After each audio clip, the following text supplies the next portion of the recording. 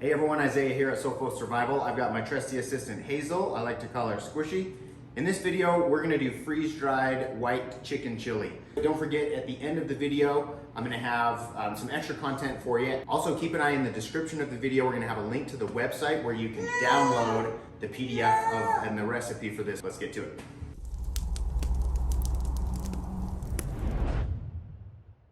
All right, a quick run through of the ingredients. We've got onions, we've got bouillon, minced garlic, chicken stock, some tomatoes we grew in the garden, avocados, cilantro, white beans, green chilies, sour cream, Monterey Jack cheese, and chicken. We just used this pre-pulled rotisserie chicken from Costco. It's awesome. Okay, let's start prepping this up. The chicken, you can do however you want. You can actually grill it, you can boil it. I like to buy this pre-made or pre-pulled rotisserie chicken. It works awesome, but any way you want to do your chicken, do that. Chop it up into pieces and chunks and set that aside. And then prep your vegetables. I'm going to chop up the tomatoes and the avocados. Those are going to be for garnish at the end. Same with the cilantro, but then we're going to cook our onions and garlic and all that stuff together. I'm just so happy right now. All right, next step, we are going to saute the onions and garlic. The recipe calls for vegetable oil. I'm gonna really reduce the amount of oil we use, just enough to keep it from not sticking. And so freeze drying, as far as freeze drying goes, oil and fat does not freeze dry well, and it'll greatly reduce your shelf life. So I'm gonna use just as much as I barely need to. I'll just pour a little tiny bit in there, and then that will be enough to coat. Saute all these onions until they're translucent. Get this garlic going in here. Okay, we're gonna saute the onions until they start to get translucent like this. And then we're gonna start adding everything else. Okay, and then our beans, we're gonna go in undrained. Same with our chilies.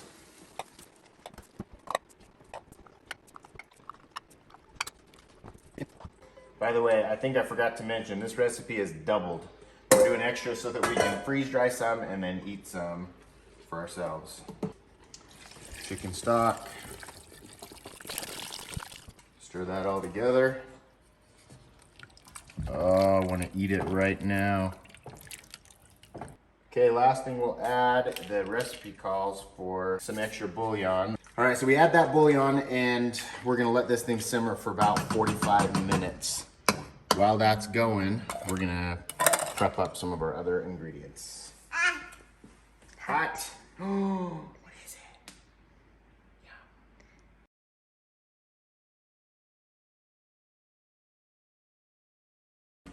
Okay, we've been simmering for about 35-40 minutes now. Being that we're doubling this, we've got 2 cups of sour cream and then 6 cups of Monterey Jack cheese.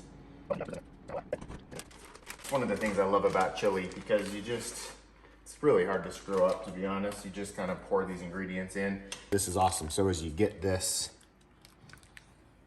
melted in there, it mixes up nice and smooth. And then as soon as this is mixed up and melted in, we're ready to eat.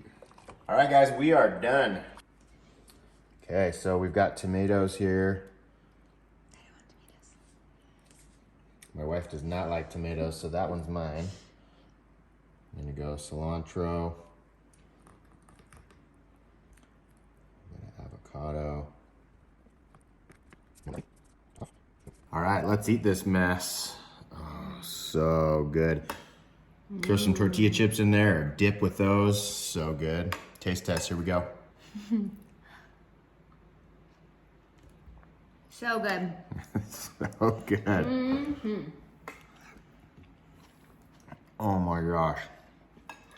I don't know if we're gonna save any for the freeze dryer. That was amazing. All right, so this is not quite cooled down to room temperature yet, but I'm gonna go ahead and just start portioning this out onto the trays. When you do soups and stews and things like this, you can just put that food right onto your tray. No need to put your silicone mats or anything. And in fact, if you do mats or grids or something like that, it actually gets under there and it kind of makes it a mess and it makes it harder to package up at the end. So I just put it right on the tray. I like to leave just a little bit of space when you're carrying this, and you fill it right to the brim. Makes it really tough to carry it without spilling. So I'm gonna use my little tray stackers here like this. Okay, and then we'll just fill up our next tray. Try to distribute this so that I get all the good chunky stuff distributed evenly through all the different trays.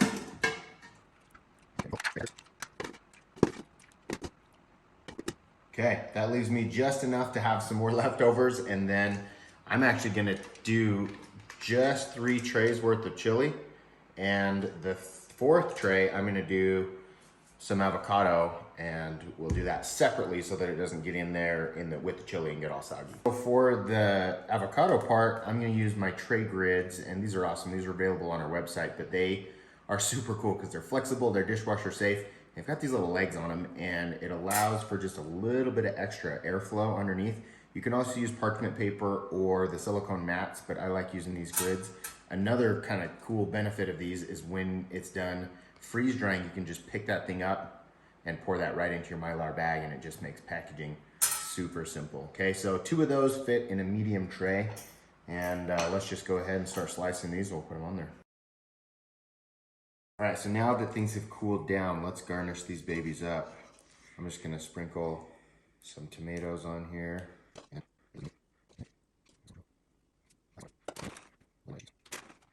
And then what I'm gonna do is I'm gonna freeze dry the avocado separately so that when we go to rehydrate this, it'll rehydrate nice and hot. We can put boiling water right in the Mylar bag or in a bowl, and then what we can do is we can break these pieces up in chunks and we can just drop them in there with it, and then we'll rehydrate, but they won't get as soggy that way. All right, let's take this down to the freeze dryer. Hopefully I don't fall down the stairs.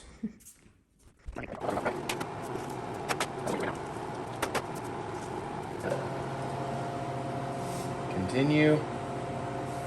Close the drain valve, and we are on our way. Okay, so process complete. I want to point something out here. I did 38 hours on this batch, but it finished during the day today while I was at work. And if you notice, we're at negative 48 degrees. So what it's done is gone back into what I call freezing or suspension mode. So if it finishes during the day or in the night and you don't get to it, it will automatically start to freeze again. And so it's been freezing for hours and hours, and it's all the way back down in the negatives. If I were to, even though that food is freeze dried, if I were to pull this out, those trays are so cold they're immediately gonna start gathering condensation. And I don't wanna do that. So what I'm gonna do is I'm gonna turn this back on. I'm gonna hit more dry time. It's actually night right now. I'm going to bed. It's been a long day. So I'm gonna turn this back on, and I'm just gonna let this dry. Drain valve is still closed. I'm gonna let this dry for like another 8 hours until I get up early tomorrow morning to finish this. Okay, so my pump just turned back on. I'm gonna bump this up, and then I'll come back in the morning. It'll just continue to dry and dry overnight, which is not a bad thing necessarily. It might cost a couple dollars at the most in energy, but it's gonna let that keep drying overnight, and it'll be ready for me and nice and warm in the morning. Okay, finally done. I have put so much extra time on this. I've been busy the last couple days, so we're at 56 hours total drying time. It doesn't hurt the food to dry that long. In fact, your food can't be overly dry.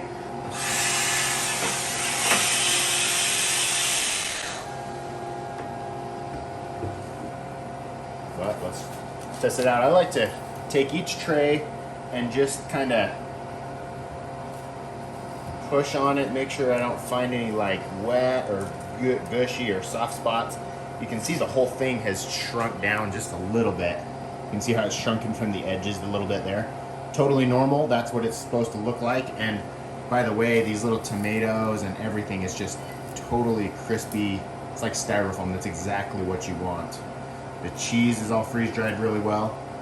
I like to take each tray and just do the same thing, make sure it all feels totally dry. Look at those avocados, man, those are so amazing looking. And they're totally perfectly dry.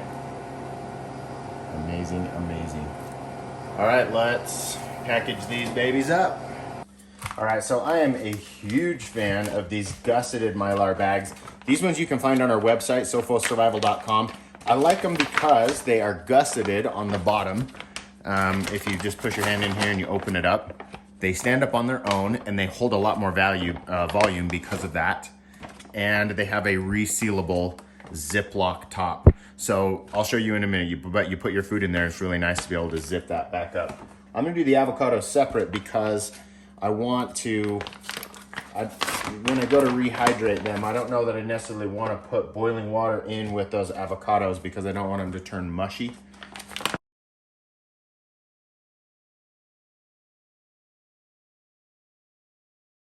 All right, I want to point out a couple of things. I decided, by the way, to do one tray per bag. It fits great in that 8x12 bag, so I can fit tons of it in there. We'll just do 3 bags full of that, but check this out. This freeze dries so well and it doesn't stick to that tray. So like I mentioned before, you can put liquidy and soupy type stuff right on the tray and it'll just come right off. Once it's completely dry, it just releases off there. And check that out. It's just comes off in big wafer, like big pieces like that. And it's so sweet. I can just take that thing and put the whole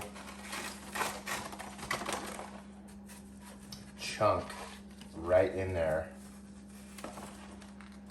all at once. And if it breaks apart a little bit while I'm pushing it in there, it's fine. It's gonna be broken up and just kind of like pushed in there anyway, but it's nice that it makes packaging super, super easy. By the way, this little scooper thing I've got, it's called the Dandy Scoop, and you can check out the link for that in the description below. All right, time for the oxygen absorbers. And I like to keep my oxygen absorbers in these vacuum sealed bags. Best practice for me, I just feel like it really helps prolong the shelf life of these things and make sure they don't activate and go bad on you in between uses. So what I'll do is I'll put 1 oxygen absorber in each bag, and then I will reseal this bag so that I can keep that good for the next time I use them. Okay, I'll set that aside. And then one thing with this packaging process, it's not like an emergency rush to get these closed up, but having said that, you do want to be fairly quick about it, because even in the dry, like I'm in Utah and we've got a dry climate, there's still moisture in the air, and every second that these things are exposed to the air, they will start to gather moisture and start to rehydrate. So, and you don't want that. You want this to be completely dry. So that's hence another reason why these Ziploc bags are really handy, because I can go through quickly, throw an oxygen absorber in here and seal them up like this. I like to push what air I can out by hand, and then I'll go in a minute and I will vacuum, or I will heat seal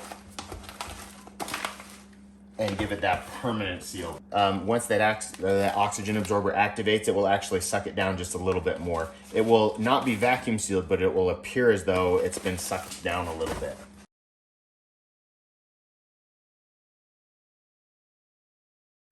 Check that out. So awesome. We have the highest quality white chicken chili, 3 big old batches of that, and then I've got my avocados separately. All right, everybody, that wraps it up. That is freeze-dried white chicken chili. Thank you for watching. It's one of my favorite things to freeze dry, and I'm a huge advocate and fan of storing the food that you actually eat.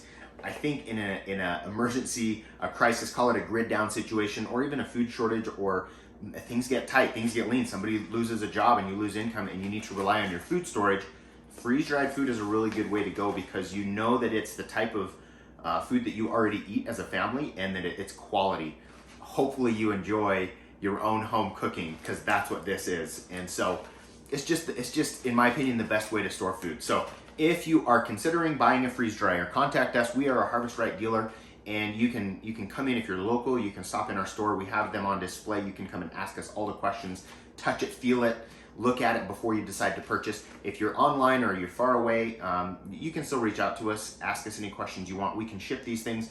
Thank you for watching. Don't forget to download your recipe in the description below. You'll click the link, it'll take you to our website. You add the item to your cart, checkout, and then it will email you a link or a download where you can download the PDF for this recipe. So share this video, like it, subscribe, hit that notification bell so that you get future videos, and we'll keep these things coming. See you on the next one. Thanks for watching.